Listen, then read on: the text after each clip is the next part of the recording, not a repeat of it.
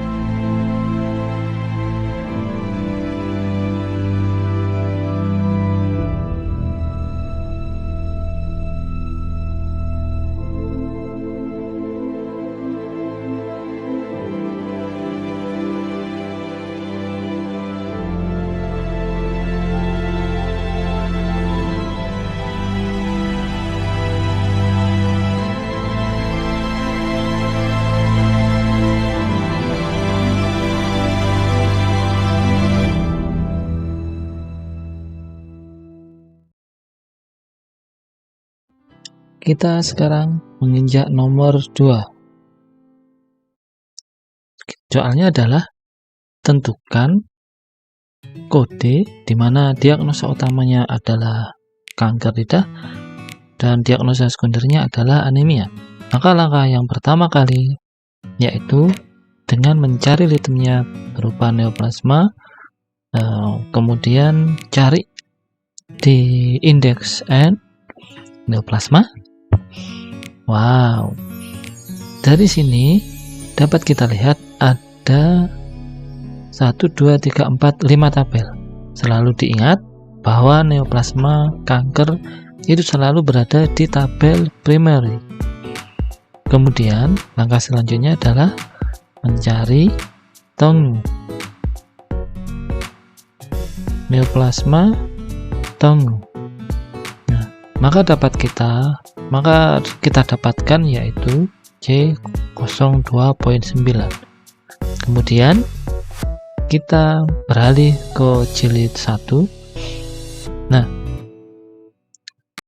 untuk jilid satunya, maka setelah kita klik, dicek di bloknya, masuk di blok C02. Nah, sehingga karena tidak ada ketentuan yang lain, maka kode akhirnya adalah C02.9.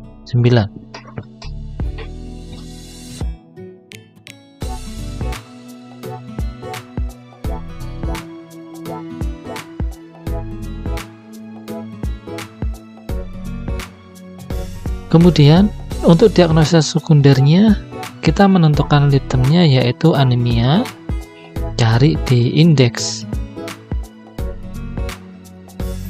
ICD jilid 3 huruf A yaitu anemia.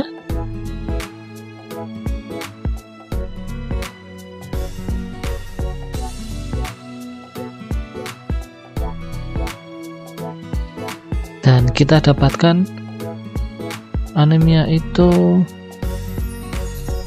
di 64.9. Tapi hati-hati, tertera di situ bahwa anemia yang dimaksud adalah D649 ini anemia yang unspecified, artinya tidak disebutkan yang lain, sedangkan di soal anemia tersebut menempel pada kanker.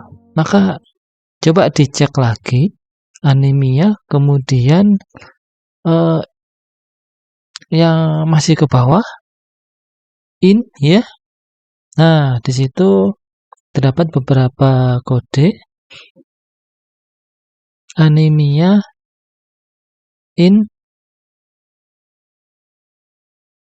CKD ya. Ada yang CKD. Nah, kemudian kita dapatkan anemia in neoplasma disease. Ini yang kita cari. Nah, jadi anemia ada beberapa kondisi tertentu. Maka kalau anemia tidak disebutkan yang lain, dia anemia unspecified. Nah, ternyata anemia ini merupakan penyakit sekunder dari neoplasma, sehingga kita dapatkan D63.0 ya, dimana setiap anemia yang menyertai kode dari C00 sampai D48 dikode tidak D64.9 tapi D63.0. Dari situ kita dapatkan kode akhir dari anemia adalah D63.0, sehingga kesimpulannya untuk diagnosa utama kanker lidah D-J02.9 dan anemia D63.0.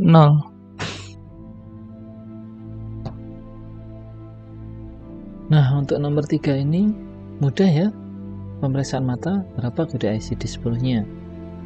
Baik, yang pertama kita tetap tentukan dulu litemnya, yaitu examination. Setelah ketemu litemnya, cari di ICD-10-nya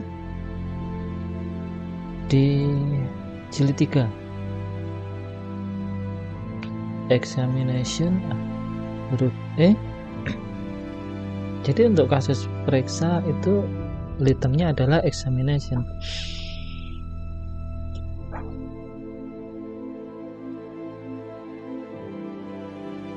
Sudah ketemu, setelah ketemu examination, di situ sudah langsung tertera yaitu examination I gitu ya. Kemudian masuk jilid 1 Z01.0, ternyata dicek adakah kondisi khusus yang bisa menyebabkan perubahan kode.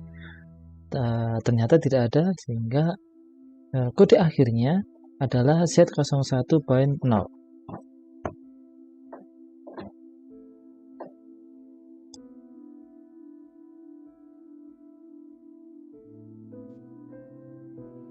Nah, nomor 4 pun mudah juga ya.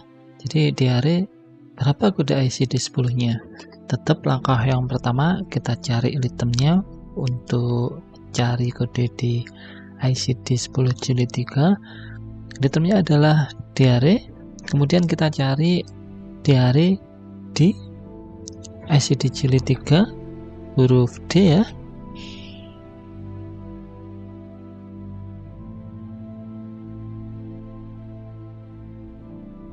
Diare.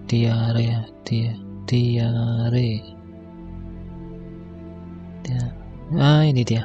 Jadi di ICD-10 jilid 3 diare adalah A09.9. Lalu kita menuju ke ICD-10 jilid 1.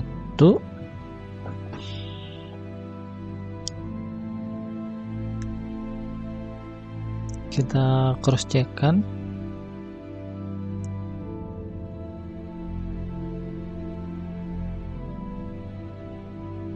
Nah, A09.9 ya, gastroenteritis and colitis unspecified origin. Jadi tidak ada kondisi yang lain yang mempengaruhi perubahan coding, sehingga kode untuk jilid satunya adalah A09.9 dan kode akhirnya adalah A09.9 untuk diare ya. Ini mudah.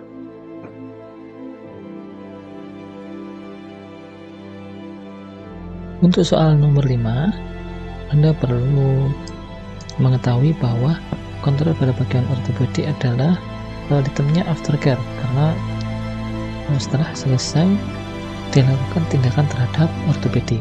Baik, langsung ke jilid 3, cari item aftercare di A ya.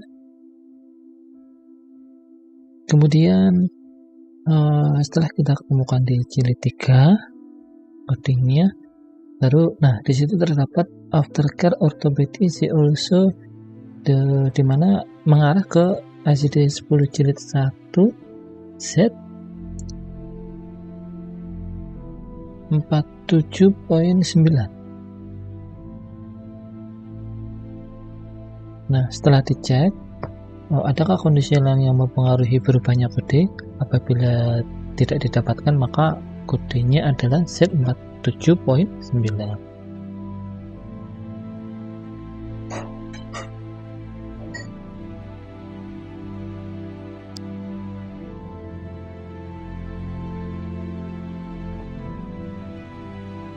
Pada nomor 6 kali ini, saya mencoba untuk menampilkan 3 buah diagnosa. Satu diagnosa utama yaitu tuberkulosis, yang diagnosa sekundernya adalah pneumonia dan hipoalbumin. Jadi bagaimana cara mencarinya? Oke, yang pertama tetap kita ke jilid 3 ICD 10, cari itemnya satu-satu dulu ya. TBC, pneumonia, baru hipoalbumin. Tuberkulosis kita dapatkan nih, tuberkulosis langsung ya. Kemudian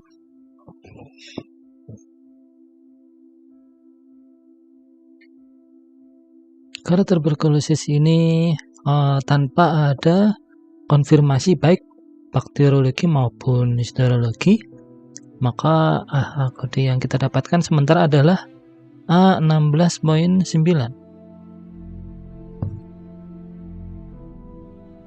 Lalu masuk ke ICD jilid 1, kita lihat A16.9 ya, tuberkulosis respiratory. Kita cek di bloknya, dalam satu blok ya, ternyata ada beberapa penyakit yang mengikuti. Dapat dilihat di A16.2, di situ dikatakan bahwa tuberkulosis, lung, bacteriological and histological tanpa konfirmasi ya. Di situ ada pneumonia. Oke. Jadi TBC kebetulan yang diagnosis sekundernya adalah pneumonia, maka dia gabung dengan A16.2. Apakah semuanya itu harus gabung? Tentu tidak. Aturannya adalah kalau di ICD 10-nya tertera di situ hukumnya bergabung, maka kodenya digabung. Kalau seandainya enggak, berarti berdiri sendiri. Baik, jadi diagnosa utama pneumonia, diagnosa utamanya TBC dan diagnosa sekundernya pneumonia ternyata gabung jadi satu, yaitu A16.9. A16.2. Oke. Lalu langkah yang kedua adalah cari diagnosa sekunder yang satunya, yaitu hipoalbumin, dimana itemnya hipoalbumin, kemudian jilid satunya hipoalbumin, ketemu E88.0. Kita cek di bloknya adakah kondisi tertentu ya. Ada. Oke, jadi hasil akhirnya adalah diagnosa utamanya A16.2 untuk TBC plus pneumonia dan hipoalbuminnya E88.0.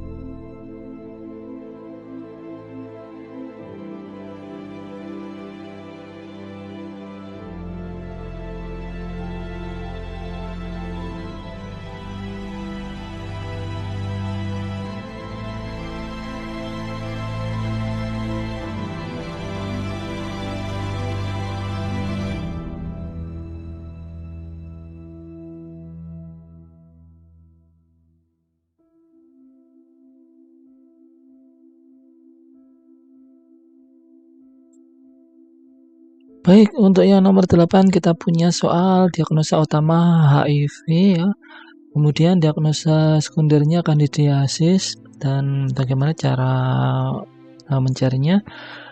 Oke, mungkin teman-teman yang merasa kesulitan dengan bahasa medis atau apa, ya monggo silahkan belajar terminologi medis di Google banyak. Oke, lalu untuk litemnya nih, kembali ke litemnya, saya mencoba untuk HIV gitu aja ya. Jadi saya cari HIV di jilid 3 ICD, ketemu HIV. Nah, HIV ini ternyata she also human. Jadi ternyata buntu di situ ya. Oke, kemudian saya nyari human. Ternyata HIV buntu di situ. Oke. Nah, setelah ketemu human, kemudian ini dia immunodeficiency virus HIV B24, lalu subnya resulting in. Oke, kenapa? Karena diagnosis sekundernya adalah ini kandidiasis. Oh, ada itu dia. Jadi kandidiasis ya. Di jilid satunya ketemu B20.4. Oke, cek di satu bloknya adakah kondisi khusus yang menyebabkan berubahnya kode. Tidak ada. Fix B20.4 untuk kandidiasis. Jadi diagnosa utama HIV dengan diagnosa sekundernya kandidiasis, maka kodenya gabung, ini diagnosa utama dan diagnosa sekundernya, sehingga muncul hanya satu kode, yaitu B20.4.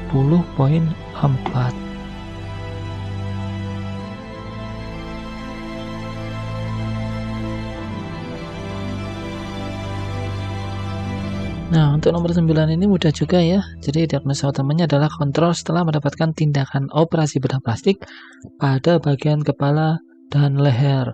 Jadi ke ICD 10 jilid 3-nya, litemnya bisa surgery, yaitu bedah.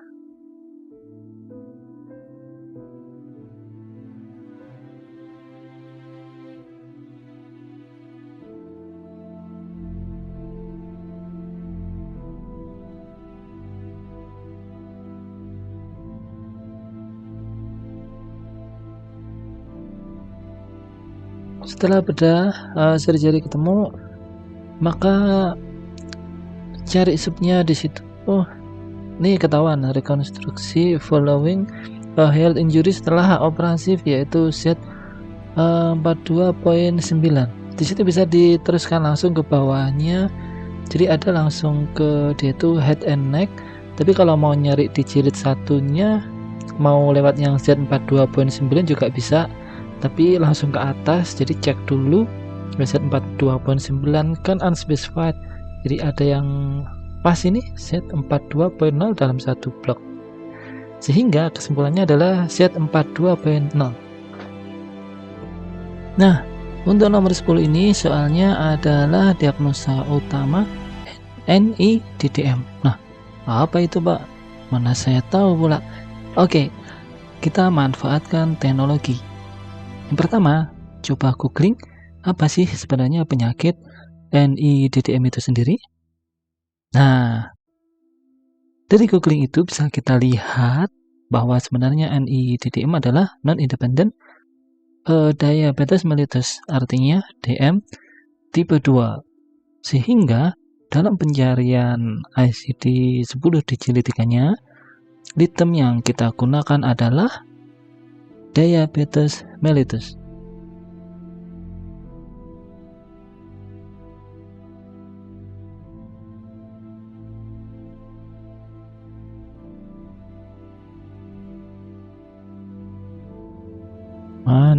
Mana.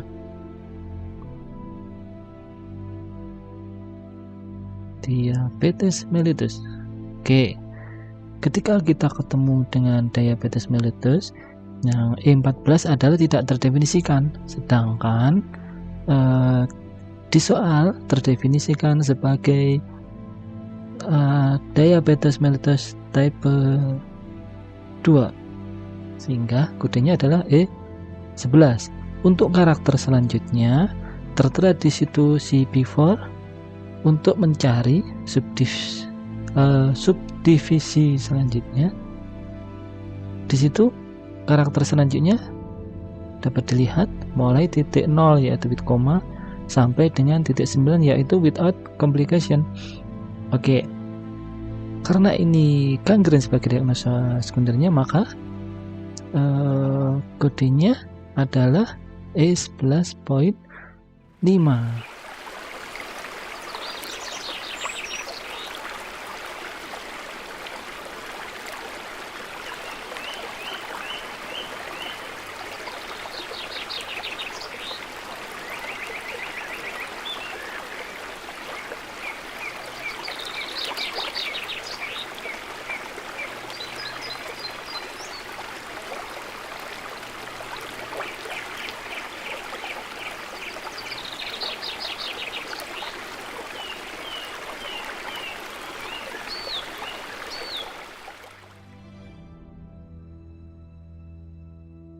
Nah, pada nomor 11 kali ini kita dihadapkan pada diagnosa utama HF dan diagnosa utama diagnosa sekunder maksudnya ya. Salah ketik tuh. Diagnosa sekundernya adalah HT. Oke. HF dan HT itu apaan sih? Baik, kita mencoba untuk mencari di kata-kata googling, yaitu HF kita temukan heart failure ya. Kemudian lalu HT adalah hipertensi ya. Baik, karena diagnosa utamanya adalah HF heart failure, maka ya kita cari di ICD jilid 3 dengan litem failure. Oke, dengan litem failure dapat failure, kemudian cari heart, mana heart ya, itu dia. Dapat ya heart, lalu masuk ke with ada nggak kira-kira hipertensi ya? Ini ketemu hipertensi. Also hipertensi is 11.0. Oke, kemudian kita masuk ke jilid 1 ya. Di situ is 11.0 ternyata adalah with congestive heart failure, padahal heart failure-nya tidak ada keterangan congestive, sehingga heart failure murni ya. Dapat kita katakan kodenya berarti I11.9.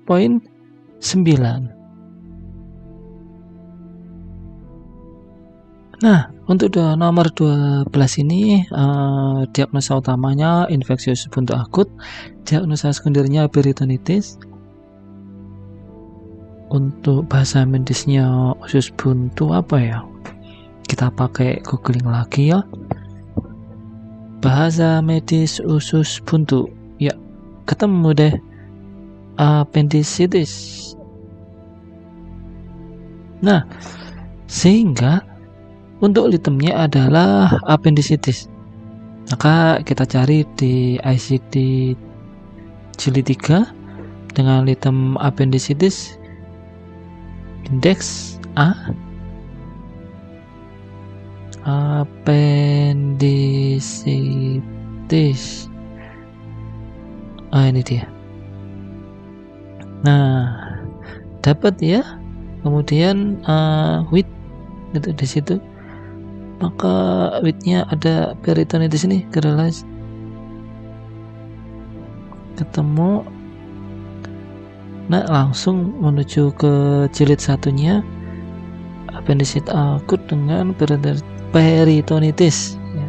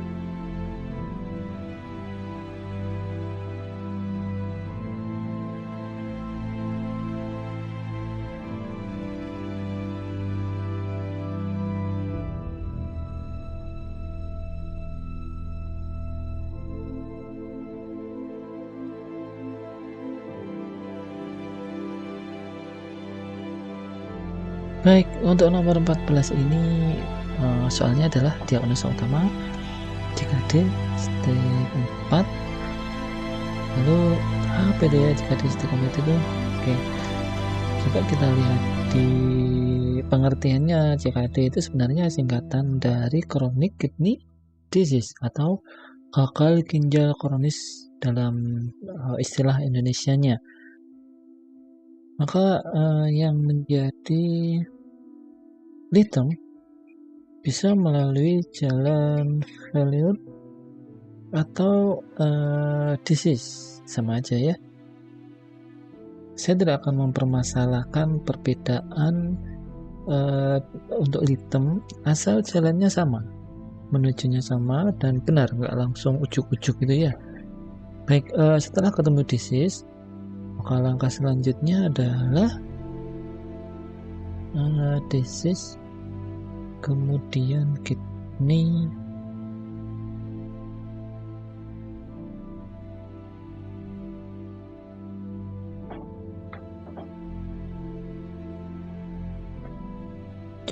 mencari ini dia disease, kemudian kidney, lalu di situ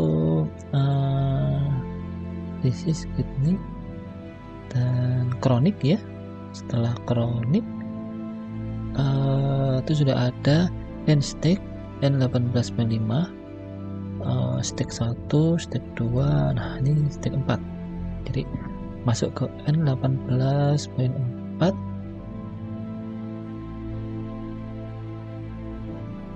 Baru kemudian kita ke jilid satunya, kita dapatkan N18.4. cross check di satu blok apakah ada yang berubah kode, tidak ada.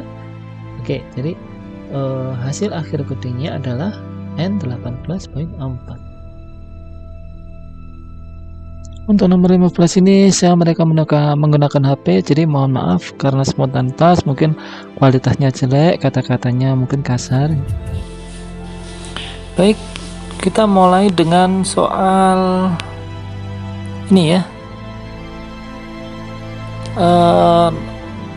Nomor 15, observasi karena disinyalir terinfeksi COVID.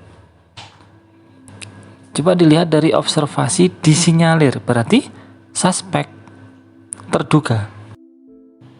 Dan tanpa banyak cincang lagi, saya membuka mulai dari ICD 10-nya. Jadi ICD 10 ya yang versi PDF ini itu terdiri dari dua bagian. Yang pertama adalah ini ICD 10 yang jilid 3 dan ICD 10 jilid 1. Jadi dia dijadikan satu ya. Oke, nah nanti cari litemnya, yaitu observasi di indeks. Di indeksnya bisa dilihat seksi 1 yaitu alphabetical index and disease, cari huruf O, observasi. Kemudian setelah observasi, karena mana ya observasinya ya? Oh ini. Karena ini adalah observasi ke disease, maka observasi disease ya, ketemulah kode di ICD jilid 3 yaitu Z03.9. Nah, setelah ketemu Z03.9, maka langkah selanjutnya adalah mengarah ke ICD jilid 1 ya. Di situ terdapat yaitu Z03.9, di mana Z03.9 adalah unspecified. Artinya penyakitnya dia tidak terdefinisi, sedangkan ini kan jelas-jelas terdefinisi yaitu COVID ya. Sehingga naik ke atas dalam satu blok kita dapatkan Z03.8. Loh, kok bisa 0.8? Iya, karena masuk ke Alder, di mana yang COVID itu tidak terdefinisikan, baik yang poin 1 sampai poin 6. Sehingga kode yang kita dapatkan adalah kode akhir Z03.8.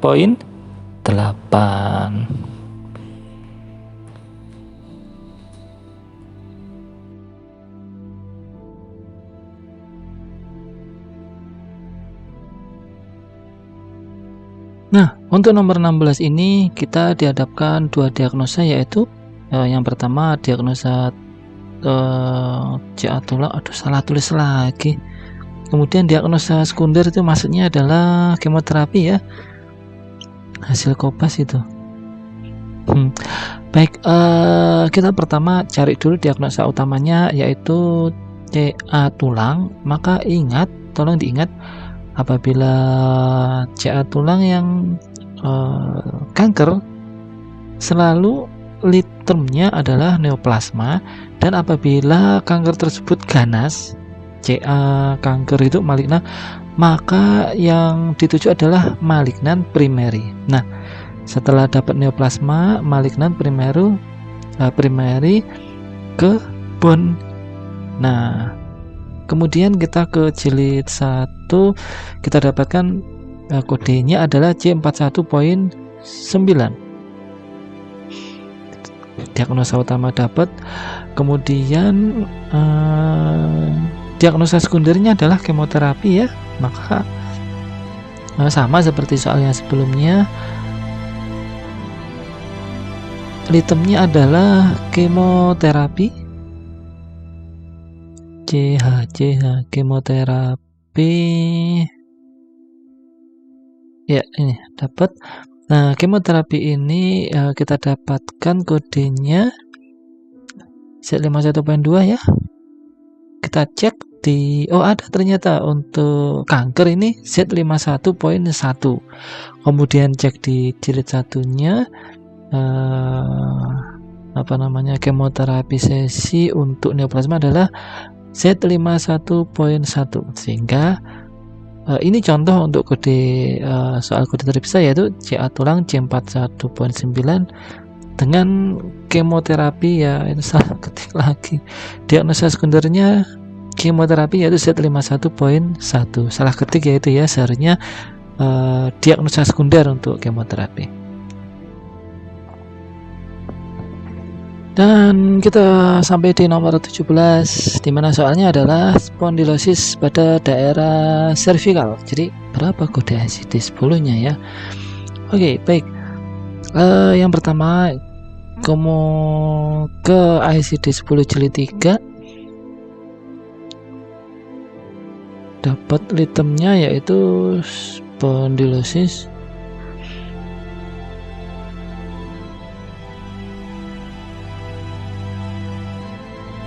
S, cari S.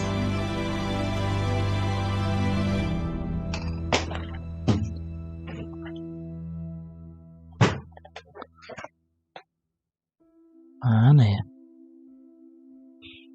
Spondilosis.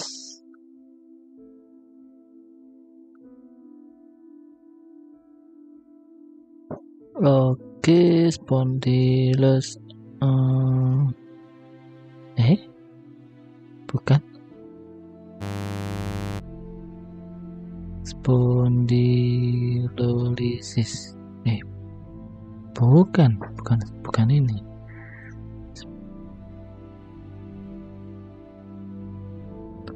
Spondilosis. Ini dia. Spondilosis dapat ya, M479. Kemudian ada nggak cervical? Ini dia. Spondilosis kemudian cervical kita dapatkan M478. Langsung ke jilid 1. Kita cus ke jilid satunya, ini spondilosis M478 ya, tapi ada di situ si side code before. Nah, berarti untuk karakter yang selanjutnya harus melihat ke site tersebut, tidak bisa cukup dengan M47.8 ya, harus dilengkapi dengan karakter selanjutnya. Nah, jadi M478 itu spondilosis cervicalnya di mana ya? Apakah multiple site Karena tidak disebutkan yang lain, maka dapatnya setnya unspecified, yaitu sehingga kode akhirnya M47.89.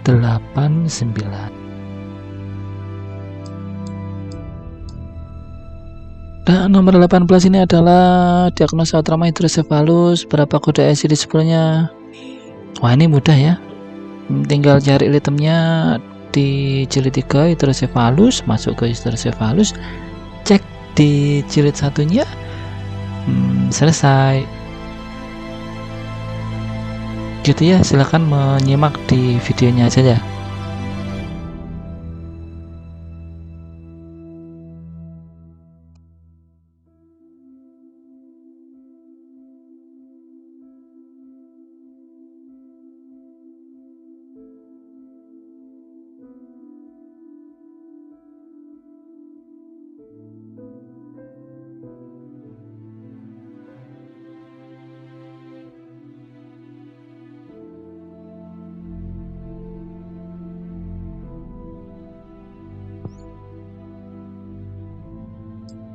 Baiklah, kita mau ke nomor 19 ya.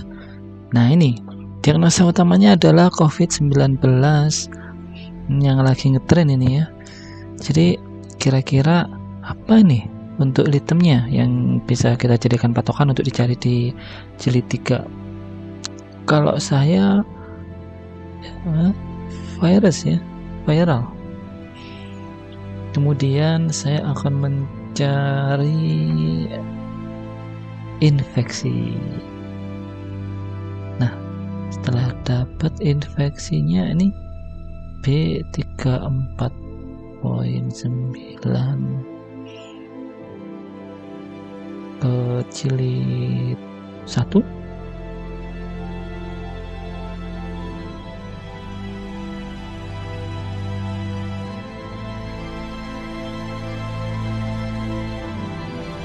Sebenarnya ini jilid satunya langsung bisa atau ke B34.9 dulu, naik ke atas.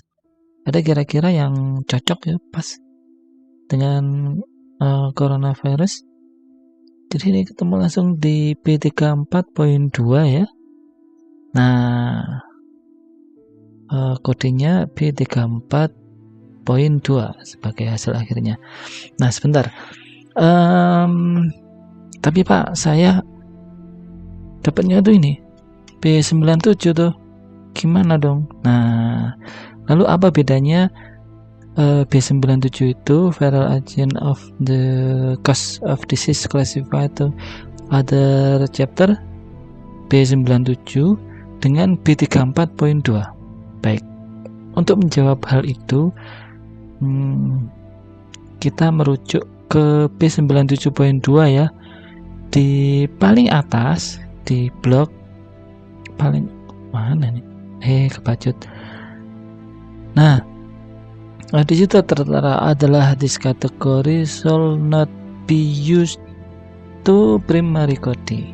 Jadi B97 itu ya hanya untuk keterangan ya, hanya untuk keterangan dan tidak boleh dijadikan sebagai kode primer. Nah, sehingga diagnosa utama dari COVID-19 adalah B34.2.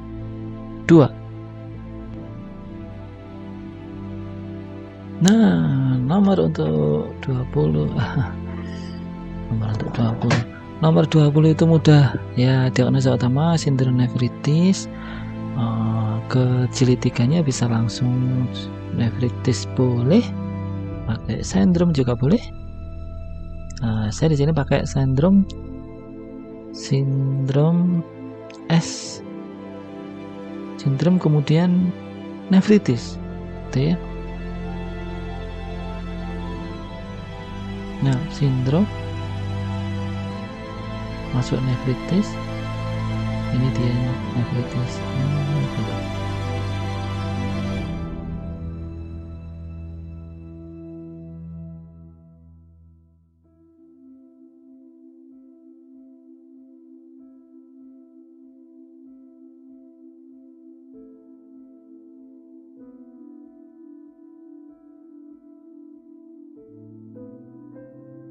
Nah, sindrom nefritis. Ini sindromnya, kemudian nefritisnya. Setelah dapat N05, lalu kita menuju ke ICD 10 jilid 1. Nah, di situ tertera N05 unspecified syndrome nefritis. Jadi untuk kode berikutnya si before capture ya. Silakan dipilih. Karena tidak ada keterangan apa-apanya, maka sindrom nefritik unspecified yaitu N05.9. Dan alhamdulillah selesai sudah pembahasan 20 nomor ya. Semoga bermanfaat dan salam sehat semangat.